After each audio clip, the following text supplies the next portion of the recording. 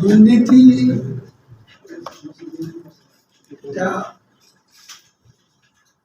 সারা দুনিয়াতে করাপশন হয়ে এটা কোনো দেশে হয় না, এটা আমি করতে পারি। এখানে আমাদের এখানে যিনি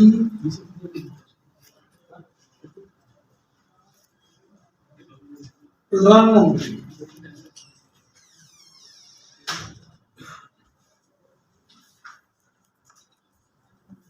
সরকার প্রধান,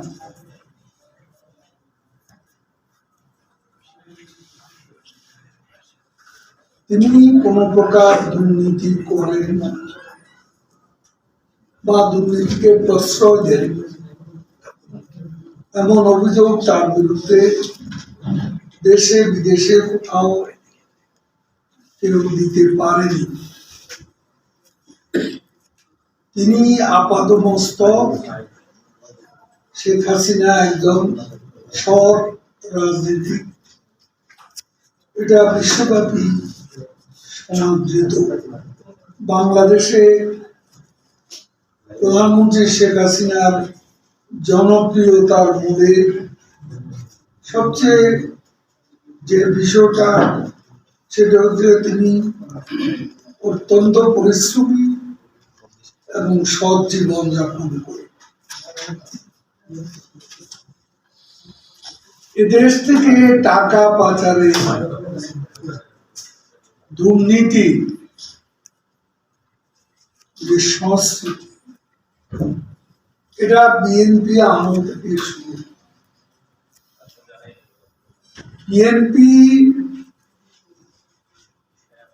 ক্ষমতা আসলে নেতা কর্মীরা দুর্নীতি লুটপাট তন্ত্রের মাধ্যমে অবৈধ উপায়ে টাকা উপার্জনের মহোৎসবে মেতে ওঠে। এটা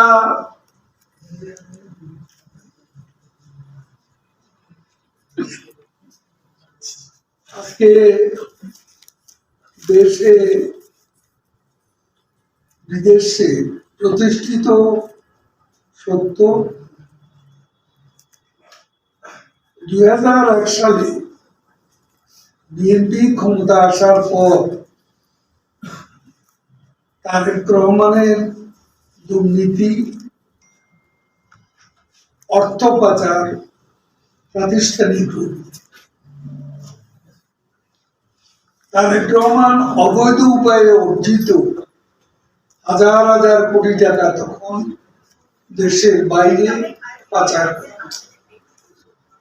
যার মধ্য দিয়ে সে বিদেশে অঢেল অর্থবিত্তের মালিক এবং দণ্ডপ্রাপ্ত পলাতক আসামি হিসেবে লন্ডনে বসে সেই অর্থবিত্ত নিয়ে বিলাসী জীবনযাপন করছে। মানি লন্ডন নিয়ে যদি অর্থ পাচার নিয়ে কথা বলতে গেলে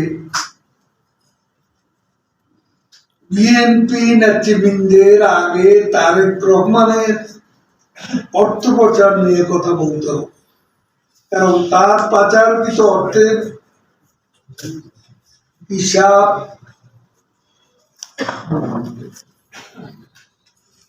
অর্থের পরিমাণ এটা দেশে বিদেশে কারো অজানা নয়।